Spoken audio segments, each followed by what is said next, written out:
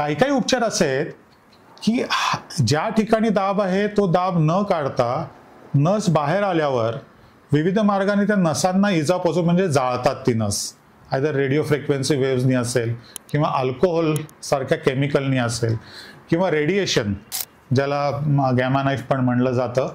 तर अशा टाईपच्या रेडिएशननी ती नस जाळली जाते. म्हणजे डोळ्यासमोर आणा की नस आहे त्याच्यावर रक्तवाहिनी दाबतीये आणि त्याच्यामुळे वेदना येत आहेत आणि तुम्ही त्या नसेला जाळताय. मूळ रक्तवाहिनी दाबती आहे ती आहेच आणि जसे दिवस जातील तसा तो दाब वाढत जाणार आहे. त्यामुळे बहुतांशी वेळा अशा प्रकारच्या उपचारामध्ये नसेचा काही भाग तर जळल्यामुळे नाहीसा होतोच, पण हा दाब वाढत जाऊन ती वेदना परत सुरू होते आणि ती तीव्रतेने सुरू होते कारण त्यावेळी दाब वाढलेला असतो.